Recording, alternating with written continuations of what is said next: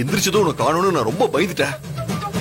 ஐயோ தாடிகாரா, உனக்கு என்ன ஆச்சோ ஏதாச்சோன்னு பயந்து போய் பக்கத்துல இருக்கிற டாக்டர் கூப்பிடலான்னு வந்த.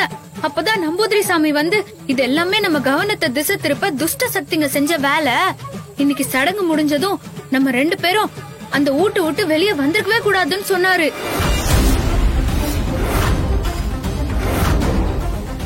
நம்பூதிரி ஐயா, நானும் ராணியும் இப்ப வேணா அந்த வீட்டுக்கு போயிட்டுமா? இல்ல வேணா சித்தார்த்.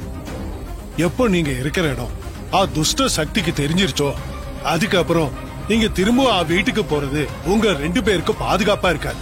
நீங்க 2 பேரும் உங்க வீட்டுக்கு போங்க. அதான் இது இனிப்பு இல்லத்துக்கு போங்க. அங்க இருக்கிற உங்க குடும்பத்தாளுங்க உங்க 2 பேரையும் பார்த்தா தானே நிம்மதியா இருப்பாங்க. தாடிகாரன் என் வயித்துல கைய வச்சதுமே என்னோட கர்ப்பகால வயிறு தெரிய ஆரம்பிச்சிருமா சாமி? போல உன்னோட கேள்விக்கான பதில் இனிப்பு இல்லத்துலதான் இருக்கு. நீங்க உடனே அங்க போங்க. சரிங்க நம்பூதிரி, நாங்க 2 பேரும் வீட்டுக்கே போறோம். இன்னைக்கு நடுஜாம பூஜை ஒண்ணு இருக்கு. அதனால நான் அப்படியே அந்த காட்டுப்பாதை வழியா கிளம்புறேன். நீங்க 2 பேரும் பார்த்து பத்திரமா போங்க. சரிங்க, நாங்க கிளம்புறோம்.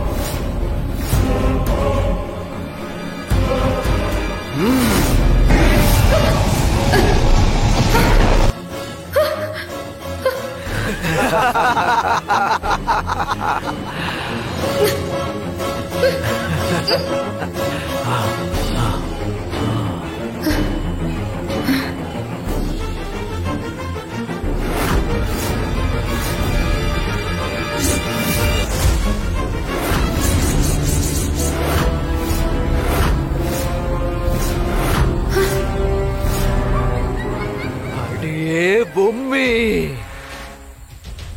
என்ன எப்படி இந்த பெட்டிக்குள்ள அடைச்சு வச்சு நரக வேதனை அனுபவிக்க வச்சியோ, அதே மாதிரி என்னோட சக்தியோட வீரியத்தை அதிகப்படுத்தி இந்த அகோர அதிபதி உன்ன இதுக்குள்ள அடைச்சு வச்சு உன்னோட ஆத்மாவை துடி துடிக்க விட போற.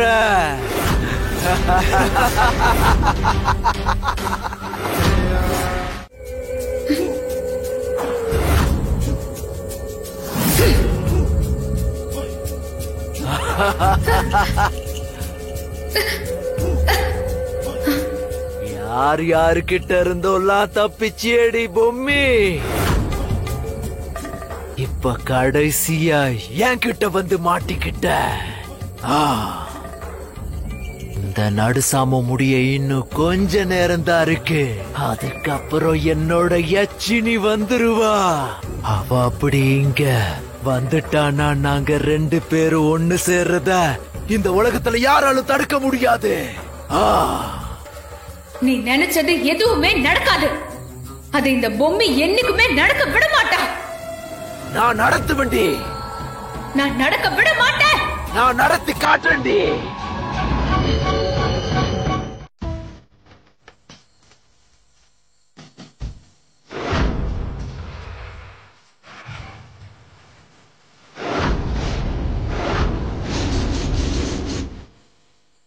ஓம் நம சிவாய. ஓம் நம சிவாய. ஓம் நம சிவாய. ஓம் நம சிவாய.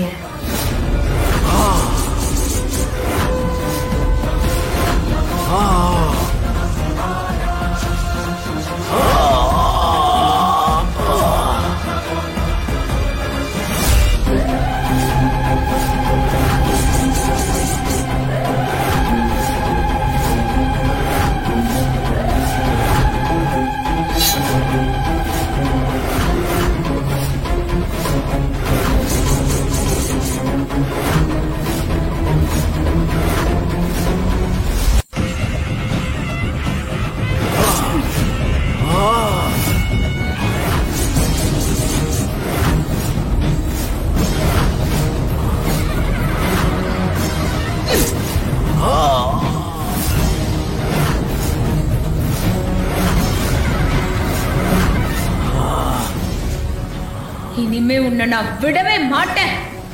என்னோட இடத்துல வச்சு உன்னை நான் அழிக்கிறேன்.